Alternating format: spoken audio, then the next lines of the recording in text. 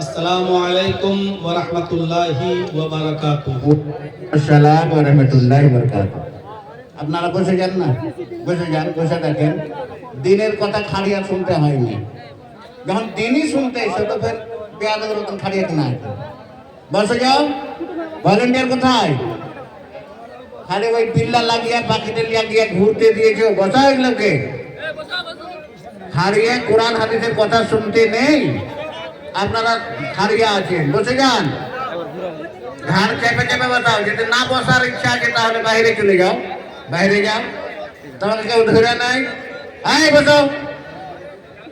কড়াইয়ে কথা বলে নিবে আমার।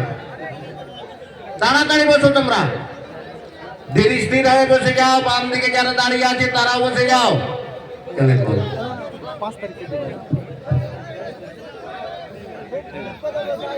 আলহামদুলিল্লাহ।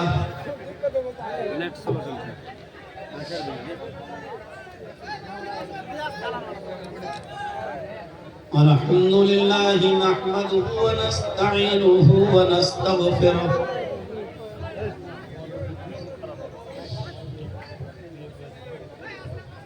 ونعوذ بالله من شرور أنفسنا ومن سيئات أعمالنا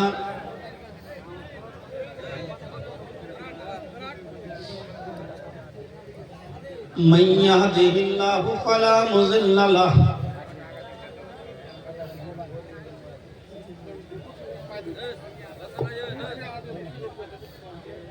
ومن يضلله فلا هادي له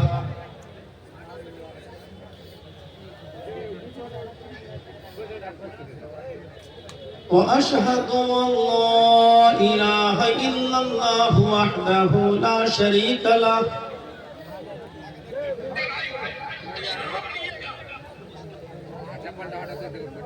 وأشهد أن محمدا عبده ورسوله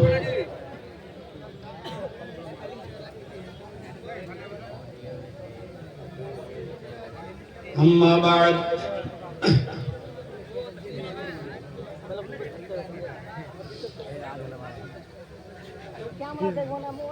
فإن خير الحديث كتاب الله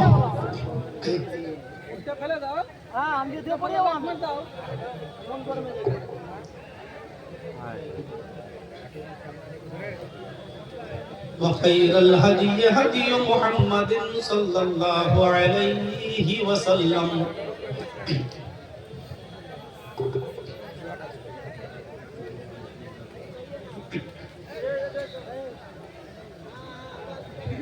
وشر الأمور محدثاتها وكل محدثة بدعة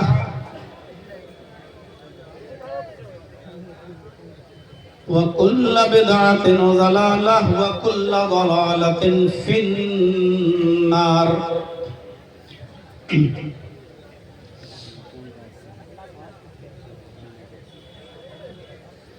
أعوذ بالله من الشيطان الرجيم. بسم الله الرحمن الرحيم.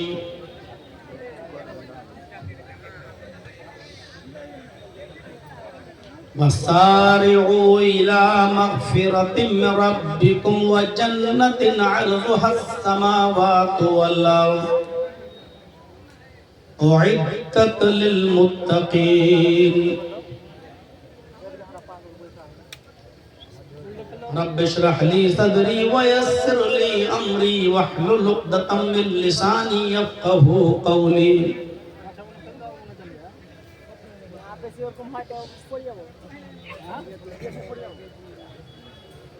اس اجلاس کے صدر محترم اور نظامت کا فریضہ انجام دینے والی ایک عظیم شخصیت فضیلت الشیخ حسن انصاری صاحب،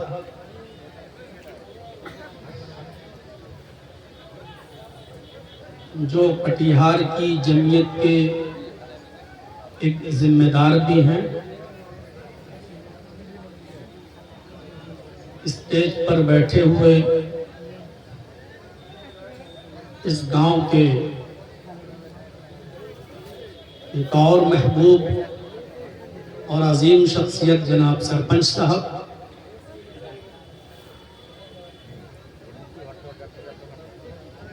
اس اجلاس میں شرکت کرنے والی ایک اور عظیم شخصیت جناب مولانا توحید صاحب سلفی حفظہ اللہ، اور اسی طریقے سے اسٹیج پر بیٹھے ہوئے ہمارے دیگر معقر علماء کرام، اور اس اجلاس کو کرانے والے ہمارے نوجوان، اس اجلاس کی کمیٹی، اس کے اراکین اور ممبران،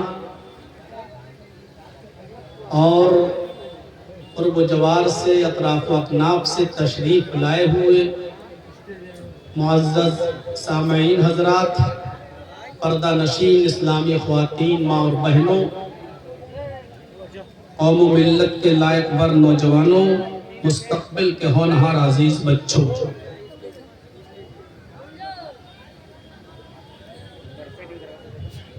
کچھ دن پہلے ایک پروگرام ہوا تھا ہتیا دیہا میں، جس میں بہت دیر تک جام لگا رہا اور ہزاروں کی تعداد میں لوگوں نے شرکت کی۔ آپ کا یہ پروگرام اس کے بعد بہار کی سرزمین پر میں اس کو دوسرا نمبر دے سکتا ہوں۔ اس علاقے میں جب بھی پروگرام ہوتا ہے آپ لوگ سننے آتے ہیں اور جم کر سنتے ہیں، سنجیدگی کے ساتھ سنتے ہیں۔ اللہ تعالیٰ سے ہماری دعا ہے کہ الہ العالمین ہمیں سننے سے زیادہ عمل کرنے کی توفیق عطا فرمائے۔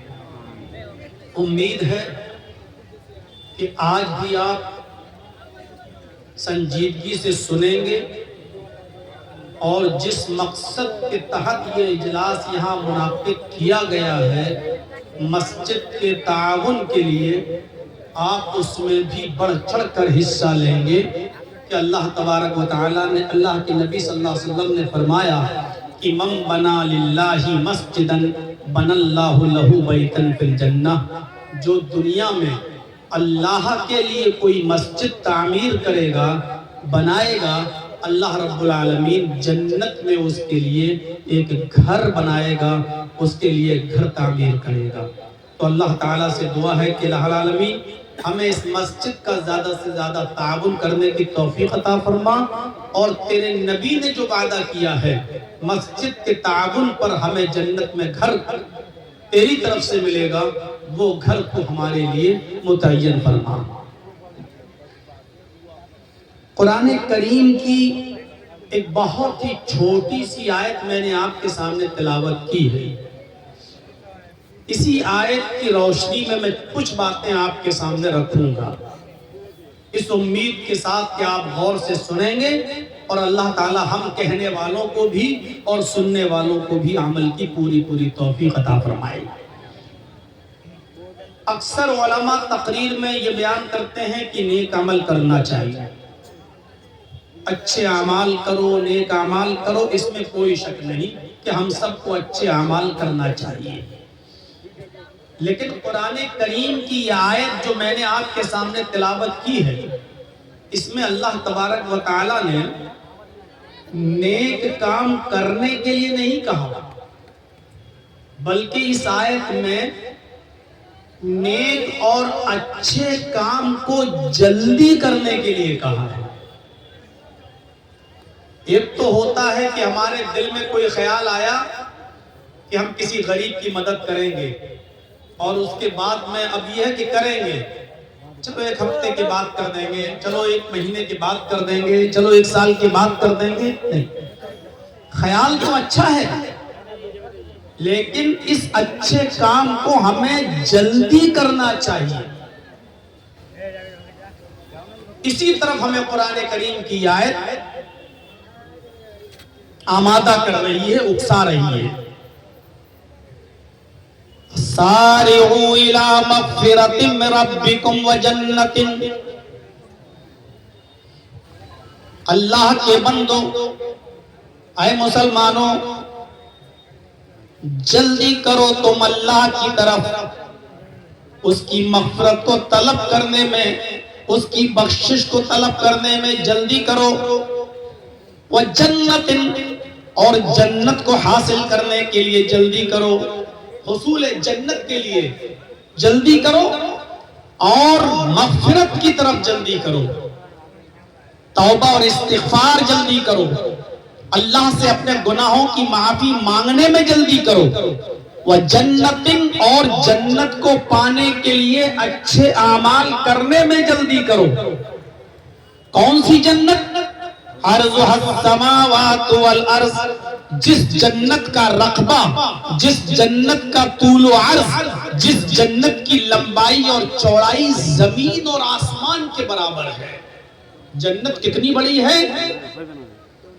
اللہ نے بتایا کہ اس جنت کو حاصل کرنے میں جلدی کرو جس جنت کا رقبہ، جس جنت کی لمبائی اور چوڑائی، جس جنت کا طول و عرض زمین اور آسمان کے برابر ہے. عرضها السماوات والارض، یعنی وہ جنت زمین اور آسمان کے برابر ہے. زمین کی کوئی انتہا نہیں ہے، آسمان کا بھی کوئی چھور نہیں ہے، ایسے ہی جنت کی بھی کوئی انتہا نہیں، جنت کا بھی کوئی چھور نہیں. وہ جنت کن لوگوں کے لیے تیار کی گئی ہے؟ اعدت للمتقین، وہ جنت متقیوں کے لیے، اللہ سے ڈرنے والوں کے لیے تیار کی گئی ہے، متقیوں کے لیے بنائی گئی ہے. پہلے ٹکڑے پر آئیے، وسارعوا، سرعت، جلدی کرنا.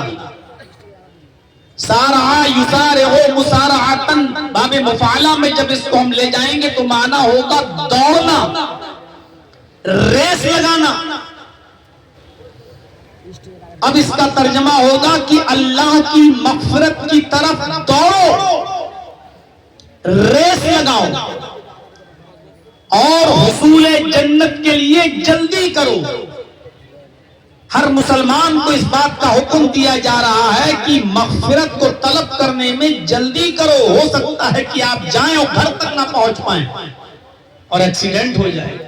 ہو سکتا ہے کہ آپ گھر تک نہ پہنچ پائیں، ہارٹ اٹیک ہو جائے، اور گناہوں کی ایک بلندہ اور کوٹھری کہیں آپ کے سر پر لدی کی لدی رہ جائے اور ہم جہنمی نہ ہو جائیں. اس لیے مغفرت کو طلب کرنے میں جلدی کرو، توبہ کرنے میں جلدی کرو، استغفار میں جلدی کرو، مغفرت مانگنے میں اور مغفرت کو طلب کرنے میں جلدی کرو. وجنت، اور حصول جنت کے لیے جلدی کرو.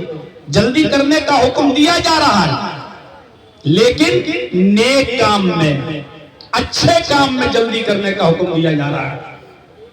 کتنا اسپشٹ اور واضح شبدوں میں کہا گیا، وَسَارِعُوا إِلَىٰ رَبِّ مغفرت ربکم، اپنے رب کی مغفرت کی طرف جلدی کرو. اِلَىٰ مغفرت ربکم وجنت، اپنے رب کی مغفرت کی طرف جلدی کرو. وجنت، اور حصول جنت کے لیے جلدی کرو، جنت میں جانے والے اعمال کرنے میں جلدی کرو. جلدی کا مطلب جیسے ہی خیال آئے ویسے ہی ہمیں وہ کام فوراً کر گزرنا چاہیے. حضرت ابو بکر صدیق رضی اللہ تعالیٰ عنہ کا ایک واقعہ امام بخاری رحمت اللہ علیہ نے اپنی مایہ ناز تصنیف الادب المفرد کے اندر نقل کیا ہے. بڑا دلچسپ واقعہ ہے، اس واقعے کو سنیں آپ تعجب کریں گے کہ اتنی جلدی نیک کام کرنے میں، اتنی جلدی. واپس چلے آئے، پانی کا لوٹا اٹھایا، پانی کا برتن اٹھایا اور واپس وہ اپنے گھر کی طرف چلے گئے. اور گھر سے کوئی چیز نکالی، اس چیز کو نکالنے کے بعد انہوں نے غریبوں میں، مسکینوں میں اس کو تقسیم کر دیا بیچ کر.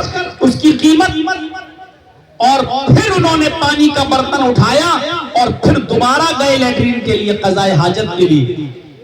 راستے میں جو لوگ بیٹھے ہوئے تھے انہوں نے دیکھا کہ ابھی تو ابو بکر صدیق لیٹرین کے لیے گئے تھے، قضائے حاجت کے لیے گئے تھے، اور واپس آئے اور ابھی پھر جانے لگے۔ کیا مطلب، ان کا پیٹ خراب ہے کیا؟ لوز موشن تو نہیں ہو گیا ہے؟ ظاہر بات ہے کہ آدمی اگر بار بار قضائے حاجت کے لیے جائے تو ہم اور آپ یہی سمجھیں گے کہ اس آدمی کا پیٹ خراب ہو گیا ہے، لوز موشن ہو گیا ہے۔ اس واقعے کو امام بخاری نقل کر رہے ہیں الادب المفرد کے اندر۔ میرے بھائیوں، لیکن ابو بکر صدیق پہلی بار گئے تو انہوں نے لیٹرین کی ہی نہیں تھی۔ وہ گھر پہ آئے اور دوبارہ پانی کا برتن اٹھایا اور دوبارہ جب لیٹرین کرنے گئے، وہاں سے جب لوٹ کے واپس آ رہے تھے تب سڑک پر بیٹھے ہوئے لوگوں نے پوچھا، کیا بات ہے؟ یا ابا بکر، اے ابو بکر، کیا بات ہے؟ ابھی تو آپ گئے تھے لیٹرین کے لیے اور ابھی آپ پھر گئے، پیٹ تو صحیح ہے، لوز موشن تو نہیں ہے، آپ کی طبیعت تو ٹھیک ہے؟ ابو بکر صدیق رضی اللہ تعالیٰ عنہ جو جواب دیتے ہیں وہ جواب سننے کے لائق ہے۔ فرمایا، میرا پیٹ تو بالکل ٹھیک ہے، مجھے لوز موشن بھی نہیں ہے، مجھے دست بھی نہیں آ رہے ہیں، لیٹرینیں بھی نہیں ہو رہی ہیں۔ کہا پھر ابھی تو گئے تھے آپ اور ابھی پھر گئے؟ فرمایا، جب میں پہلی مرتبہ گیا تو میں نے لیٹرین سے فراغت حاصل نہیں کی، میں قضائے حاجت سے فارغ نہیں ہوا۔ کہا یہ کون سی عقل مندی ہے، پہلی بار گئے اور ایسے اٹھ کے چلے آئے؟ فرمایا، جب میں لیٹرین کے لیے بیٹھا، قضائے حاجت کے لیے جیسے ہی میں بیٹھا، میرے دل میں خیال آیا، آیا ابو بکر، سونے کا ایک ٹکڑا تمہارے گھر میں رکھا ہوا ہے، سونے کا ایک ٹکڑا تمہارے گھر میں رکھا ہوا ہے، کیوں نہ اس ٹکڑے کو غریبوں میں تقسیم کر دیا جائے، اس ٹکڑے کو بیچ کر غریبوں میں بانٹ دیا جائے، اس ٹکڑے کو بیچ کر اس کی قیمت کو غریبوں میں، مسکینوں میں، فقیروں میں تقسیم کر دیا جائے۔ میرے دل میں جیسے یہ خیال آیا، میں قضائے حاجت سے فارغ نہیں ہوا، ویسی میں اٹھ گیا اور فوراً میں اپنے گھر کی طرف گیا۔ میں نے وہ سونے کا ٹکڑا اپنی الماری میں سے نکالا، اس کو فوراً بیچ دیا اور بیچنے کے بعد جو قیمت میرے ہاتھ میں لگی اس کو میں نے غریبوں میں اور مسکینوں میں تقسیم کر دیا، غریبوں میں اور مسکینوں میں نے بانٹ دیا۔ اس کے بعد اب میں پانی کا برتن لے کر آیا، لوٹا لے کر آیا، اور اب میں نے قضائے حاجت سے فراغت حاصل کی۔ پہلی مرتبہ میں نے لیٹرین نہیں کی تھی، اب میں قضائے حاجت سے فارغ ہوا۔ پوچھا لوگوں نے، اے ابو بکر صدیق، آپ نے ایک اچھا کام تو کیا، لیکن اس کام کو کرنے کے لیے آپ نے اتنی جلدی کیوں کی کہ آپ قضائے حاجت سے بھی فارغ نہیں ہوئے، جبکہ آپ جنگل میں پہنچ چکے تھے، لیٹرین کے لیے بیٹھ چکے تھے، اور اس کے باوجود آپ نے قضائے حاجت سے فراغت حاصل نہیں کی اور آپ لوٹے، گھر پہ گئے۔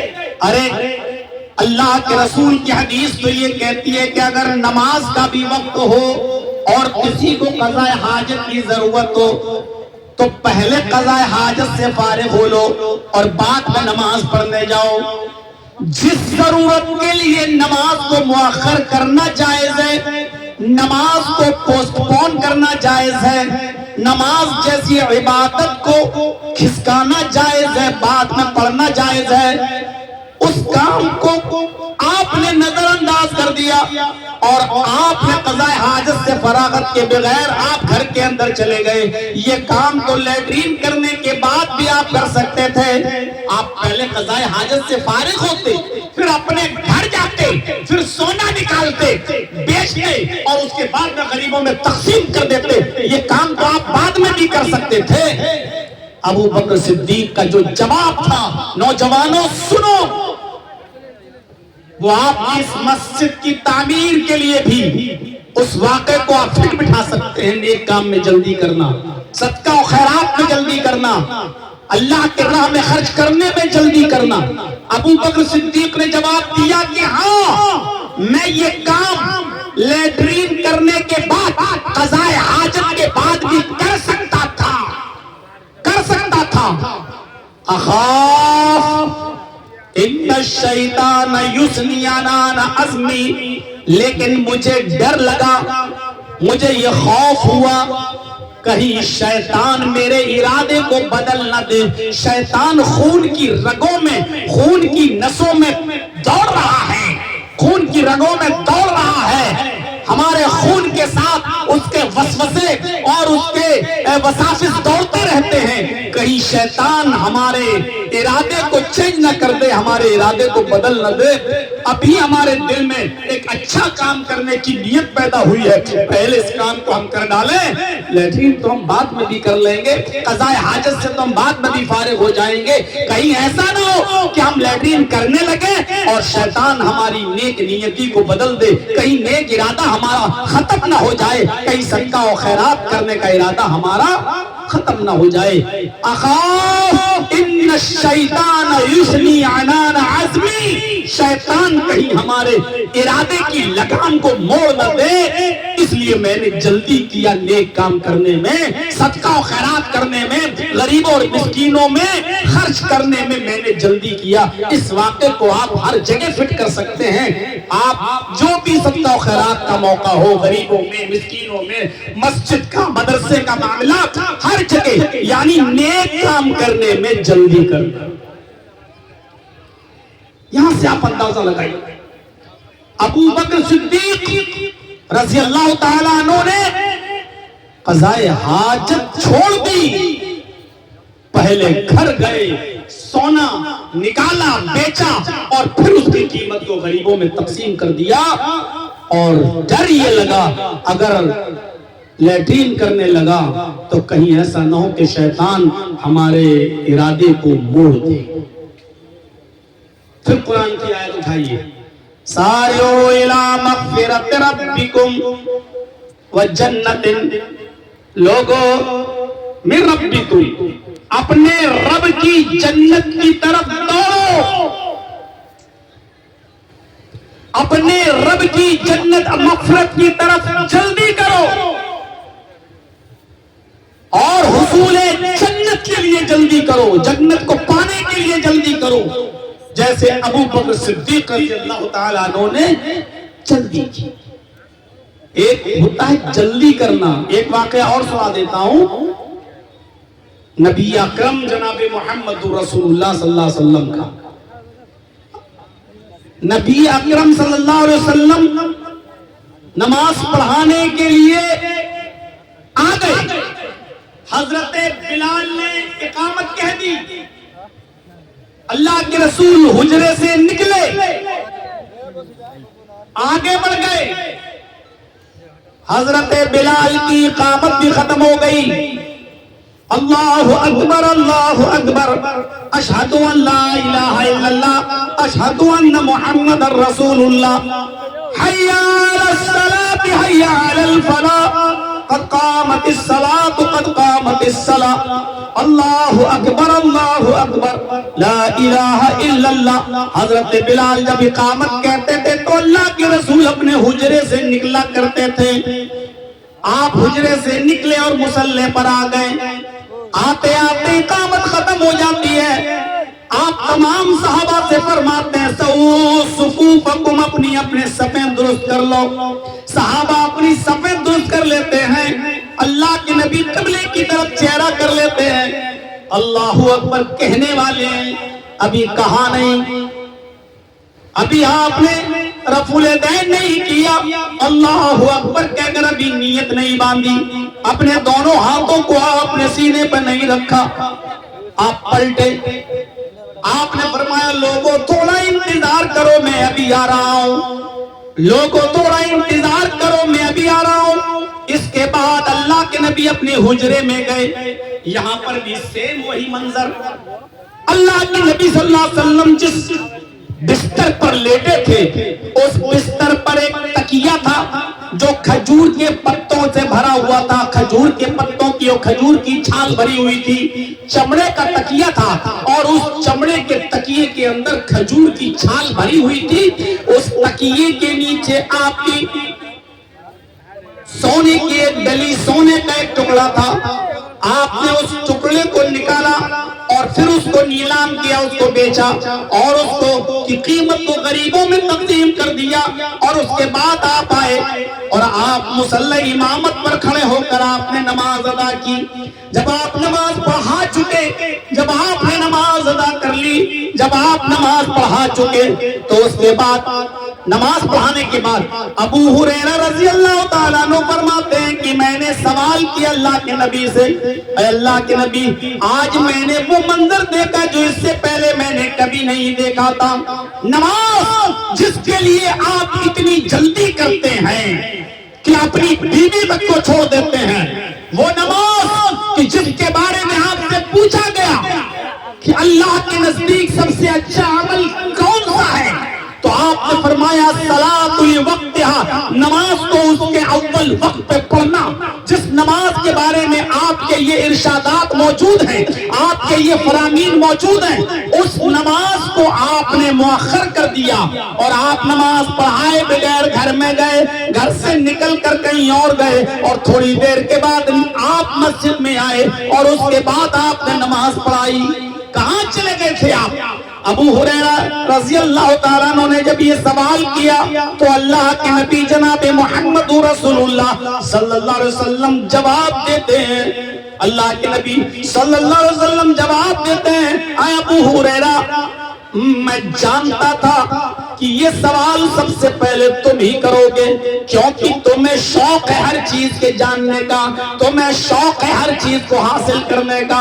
میں کیا کرتا ہوں، کہاں اٹھتا ہوں، کہاں بیٹھتا ہوں، تم میں ہر چیز کو میرے ساتھ رہ کر، میرے پیچھے پیچھے رہ کر تمہیں ہر چیز کو جاننے کا شوق ہے، اس لیے میں سمجھ رہا تھا کہ یہ سوال سب سے پہلے تم ہی کرو گے۔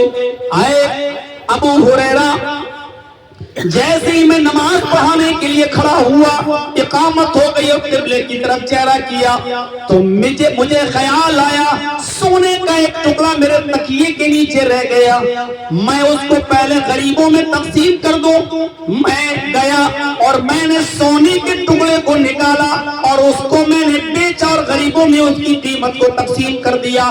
اس کے بعد میں اب آیا ابو ہریرہ، نہیں چاہتا تھا کہ نماز کے بعد میرا انتقال ہو جائے اور سونے کا ٹکڑا میرے گھر پہ پڑا رہے، یہ غریبوں کا حق تھا، یہ مسکینوں کا حق تھا، اس لیے میں نے سونے کے ٹکڑے کو نکالا اور پہلے غریبوں میں تقسیم کر دی اس کی قیمت، اس کے بعد آیا اور پھر میں نے نماز ادا کی۔ اے ابو ہریرہ، نماز یہ اللہ کا حق ہے اور سونا اور چاندی جو غریبوں کا حق تھا غریبوں میں دینا یہ بندوں کا حق تھا۔ اللہ کے حق میں اگر کوئی کمی ہو جائے تو اللہ اپنے کمی کو معاف کر سکتا ہے جو اس کے حق میں ہو جائے، اللہ اس حق کو معاف کر سکتا ہے جو اس کے ساتھ کوئی کمی ہو جائے، لیکن اگر بندوں کا حق مارا گیا تو اللہ رب العالمین اس وقت تک معاف نہیں کرے گا جب تک کہ بندہ معاف نہ کرے۔ یہی سوچ کر میں پہلے مسجد سے نکلا، گھر گیا اور میں نے سونے کے ٹکڑے کو نکالا، اس کی کو نیلام کیا اور اس کو غریبوں میں تقسیم کر دیا۔ اس کے بعد آیا، میں نہیں چاہتا تھا کہ میری موت اس حال میں ہو کہ قیامت کے دن میں اللہ رب العالمین کو اس کے سلسلے میں کوئی جواب نہ دے سکوں، اس کے بارے میں کوئی بتا نہ سکوں۔ اگر اللہ پوچھ لیتا کہ سونے کا ٹکڑا اپنے گھر میں کیوں چھوڑ کے آئے ہو تو میں کیا جواب دیتا؟ میرے پیارے ساتھیوں، یہ واقعات ہمیں بتلا رہے ہیں کہ نیک اعمال کو کرنے میں کتنی جلدی کیا کرتے تھے خود نبی اکرم صلی اللہ علیہ وسلم اور صحابہ کرام، کتنی جلدی کیا کرتے تھے۔ بخاری کے منظر پر، صفحات پر یہ منظر دیکھا جا سکتا ہے کہ حضرت عائشہ فرماتی ہیں کہ اللہ کے نبی صلی اللہ علیہ وسلم میری گود میں سر رکھے ہوتے، آپ لیٹے ہوتے اور آپ کا سر میری ران پر، میری گود پر ہوتا، میں اپنے ہاتھوں سے چمپی کر رہی ہوتی، میں اپنے ہاتھوں سے محمد رسول اللہ اپنے شوہر کے بالوں میں خلال کر رہی ہوتی، ہلکے ہلکے میں مساج کر رہی ہوتی، پیار بھری باتیں کر رہی ہوتی، میں اپنے شوہر سے اچھی باتیں کرتی، میں میاں بیوی کے حقوق میں پیار بھری باتیں کر رہی ہوتی، اللہ کے رسول مجھ سے اور میں اللہ کے نبی سے باتیں کر رہی ہوتی، اور آپ کا سر میری ہوتا اتنے میں حضرت بلال کے اذان کی آواز آتی، اللہ اکبر اللہ اکبر۔ جیسے ہی بلال کے اذان کی آواز محمد رسول اللہ کے کانوں میں جاتی، آپ فوراً اپنا سر میری گود سے اٹھا دیتے۔ میں آپ کو ہاتھ پکڑ کر روکنا چاہتی، ابھی تو اذان ہو رہی ہے، ابھی تو اذان ہو رہی ہے، اٹھ جائیے گا، چلے جائیے گا، میں کہاں روک رہی ہوں؟ لیکن اللہ کے نبی پھر رکنے کا نام نہیں لیتے۔ میں آپ کو پکڑ رہی ہوتی، آپ مجھے دھکا دے دیتے، آپ مجھے ایک سائڈ کر دیتے، اور پھر میری طرف نظر اٹھا کے نہیں دیکھتے، سیدھے کنویں کی طرف آتے، پانی نکالتے اور وضو بناتے اور سیدھے مسجد کی طرف جاتے۔ پھر میں آپ سے نظریں ملانے کی کوشش کرتی تو ایسا لگتا کئی مہینوں سے مجھے جانتے ہی نہیں ہے، مجھے پہچانتے ہی نہیں ہے۔ اذان کی آواز سنی فوراً مسجد کی طرف، اذان کی آواز سنی فوراً وضو کی طرف، اذان کی آواز سنی فوراً مجھے چھوڑ دیا۔ یعنی ابھی تک میرا حق ادا کر رہے ہوتے، پیار بھری باتیں کر رہے ہوتے، لیکن جیسے ہی اذان کی آواز آتی آپ مجھے بھول جاتے، ایسا لگتا جیسے مجھے جانتے ہی نہیں، ایسا لگتا جیسے مجھے پہچانتے ہی نہیں۔ فوراً چھوڑ دیتے اور سیدھے وضو بناتے، سنتیں پڑھتے اور مسجد کی طرف آپ روانہ ہو جاتے اور چلے جاتے۔ یہ تھی صورت عمل نیک کام میں جلدی کرنا۔ سارعوا الی مغفرۃ من ربکم وجنۃ، اپنے رب کی مغفرت کی طرف اور حصول جنت کی طرف دوڑ لگاؤ، بھاگو، جلدی کرو نیک کام میں، جنت کو پانے کے لیے جلدی کرو۔ دو واقعات ہو گئے، اور ایک جگہ اللہ تعالیٰ نے قرآن میں فرمایا فَاسْتَبِقُوا الْخَيْرَاتِ، خیر کی جمع استعمال ہوئی، خیرات۔ یہاں اللہ رب العالمین نے کہا نیک کام کرنے میں سبقت کرو، سبقت۔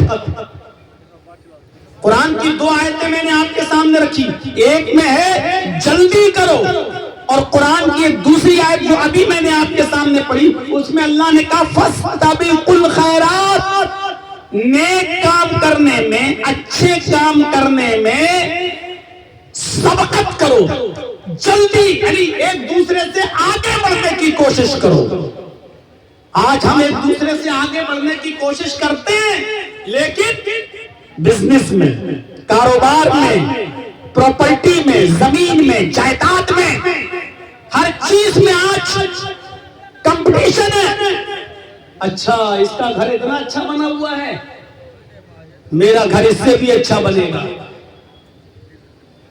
کمپٹیشن۔ اچھا اس کا یہ بزنس، میرا یہ بزنس ہوگا۔ اچھا اس نے چائے کی دکان کھول لی، ایک دن میں اتنا بیچ لیتا ہے، ہم اس سے بھی اچھی چائے بنائیں گے، اس سے بھی اچھا بزنس، اور اسی کے بغل میں ہم کمپٹیشن کا دور ہے میرے بھائی، اور مولوی تعویذ دینے میں لگا ہوا ہے، اس کی دکان بند ہو جائے گی، تیری دکان چلے گی، اس کی دکان بند، اس کے کسٹمر ٹوٹ کے میرے پاس آ جائیں گے۔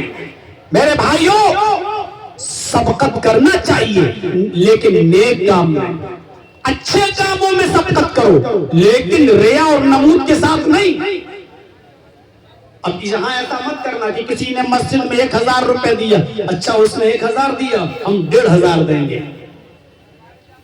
کسی کا انتظار کر رہے ہیں آپ، وہ کتنا دیتا ہے، اچھا اس نے 1000 دیا، ہم 1500 دیں گے، صرف اس لیے کہ اس کو تکلیف ہو کہ دیکھو ہم نے تو 1000 دیا، یہ 1500 دے رہا۔ نہیں، آپ 1000 اس نے دیا، اللہ اس نے 1000 دیا، اس کو قبول فرما لے۔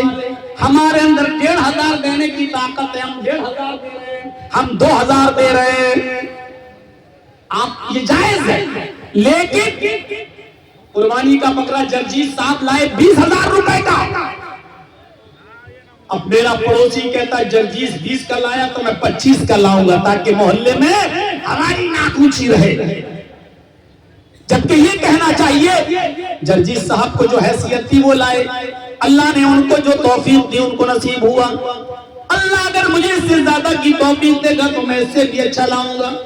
میرے بھائیوں، آپ یہ کہہ کر نیکیوں میں آگے بڑھیے، سبقت کریے، کوئی منع نہیں کرتا، لیکن ایک دوسرے کو ذلیل کرنے کے لیے اور ایک دوسرے سے اوپر اٹھنے کے لیے آپ نے کاموں میں بھی ریا اور نمود نہیں کر سکتے ہو، نہیں دکھا سکتے ہو۔ سب سے بری عبادت دکھاوا ہے، اور اس دکھاوے کی وجہ سے بڑے سے بڑا اچھا عمل بھی بیکار ہو جاتا ہے۔ آپ نے وہ حدیث سنی ہے نا بخاری کی، قیامت کے دن ایک شخص کو لایا جائے گا، اللہ اس سے پوچھے گا کیا کیا تو نے میری راہ میں؟ کہے گا اللہ میں نے تیری راہ میں اپنی جان دے دی، میں تو شہید ہو گیا تھا، اتنا لڑا کہ لڑتے لڑتے میں نے اپنی گردن کٹوا دی، تیری راہ میں میری گردن کٹی۔ اللہ سے زیادہ دلوں کا حال کوئی جانتا ہے؟ اللہ فرمائے گا کذبتا، جھوٹ بول رہا ہے، جبکہ وہ لڑا ہوگا، اس کی گردن کٹی ہے میدان جنگ میں، اس نے بیوی چھوڑی، بچے چھوڑے، زمین چھوڑی، گھر چھوڑا، مکان چھوڑا، پراپرٹی چھوڑی، گیا ہے جنگ میں، کافروں سے لڑا بھی، لیکن جنگ میں جانے کے بعد وہ قتل بھی کیا گیا، کئی کافروں کو مارا پھر قتل بھی ہو گیا، لیکن اس کے باوجود اللہ کہے گا کذبتا، تو جھوٹ بول رہا ہے۔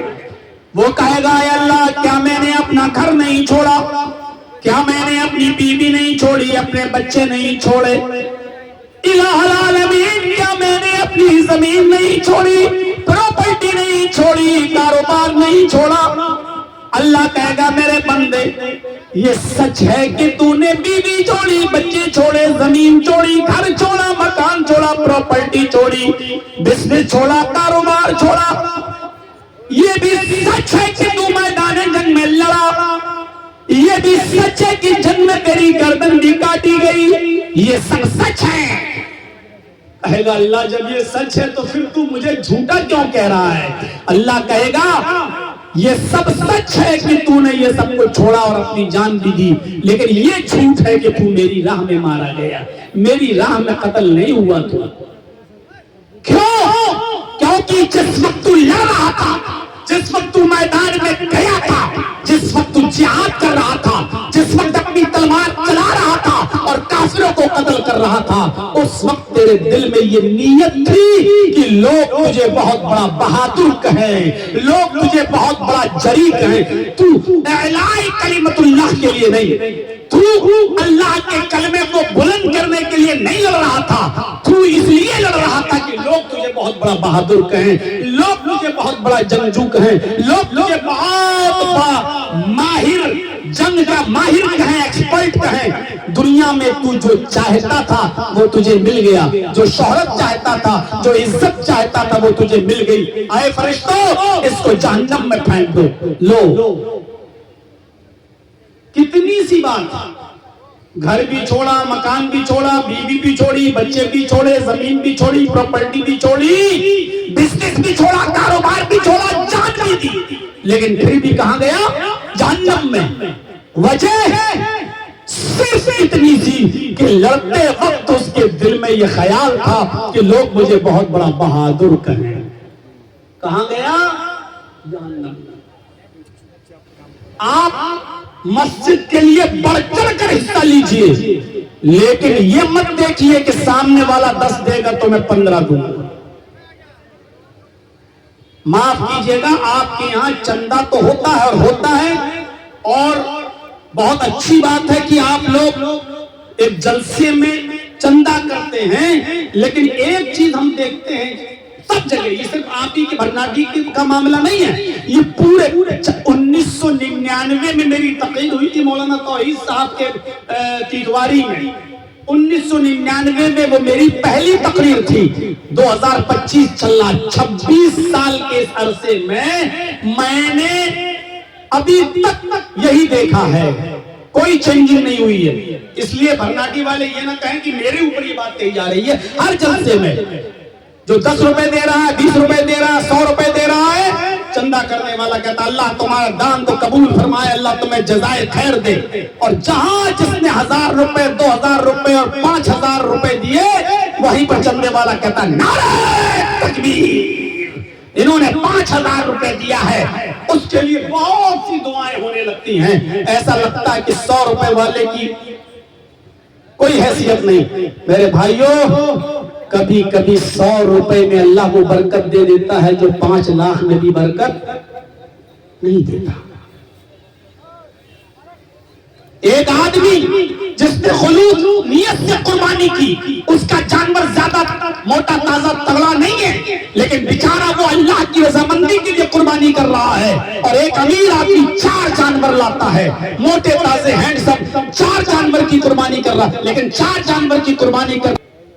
کبھی فرعون نے اللہ سے نہیں کہا اے اللہ میں تیرا بھی رب ہوں، پورا قرآن پڑھ جائیے، فرعون نے کبھی نہیں کہا۔ وہ رات کے اندھیرے میں تو یہی کہتا تھا کہ اے اللہ میں تجھے اپنا رب مانتا ہوں، اے اللہ تو میرا رب ہے، کھلانے پلانے والا تو ہے، اے اللہ میں لوگوں کو کے سامنے ان کا رب اس لیے بنتا ہوں تاکہ میری چاہت باقی رہے ان کے دلوں میں اور میرا جلال ان کے دلوں میں رہے، لیکن میں تو تجھے اپنا رب مانتا ہوں۔ اللہ کو اپنا رب مانتا تھا، لیکن لوگوں سے کہتا تھا کہ میں تمہارا رب ہوں، تم سب مجھے اپنا رب مانو۔ اللہ نے اس کو دریائے نیل میں ڈبو دیا، غرق کر دیا، اور پھر اس کی لاش کو باہر نکال کر پھینک دیا۔ زمین میں اس کی لاش دفن کی جاتی ہے، زمین نکال کے پھینک دیتی ہے۔ سمندر میں اس کی لاش ڈالی جاتی ہے، سمندر اس کو نکال کے باہر پھینک دیتا ہے۔ آج بھی فرعون کی لاش کو نہ سمندر قبول کرتا ہے نہ زمین کی چھاتی اس کو قبول کرتی ہے۔ کیوں؟ کیونکہ اللہ نے فرمایا ہم فرعون کے جسم کو قیامت تک اس کے شریر کی حفاظت کریں گے تاکہ بعد میں آنے والے لوگوں کے لیے وہ نشان عبرت رہے، بعد میں آنے والے لوگوں کے لیے وہ عبرت کا سامان بنا دیا اس کو۔ دیکھو لوگوں کا رب بنتا تھا، اس کی سزا کیا ہے؟ لیکن آپ نے وہ واقعہ بھی سنا ہوگا کہ ایک شخص ہے، صحرا میں جا رہا ہے، جنگل میں جا رہا ہے، اپنے اونٹ کے اوپر سامان لادے ہوئے، گھر کا سارا سامان اس اونٹ کے اوپر لدا ہوا ہے اور وہ جنگل کی طرف جا رہا ہے، تھک جاتا ہے، اپنے اونٹ کو ایک رسی درخت سے پیڑ سے باندھتا ہے اور تھوڑا آرام کرنے لگتا ہے۔ جب اس کی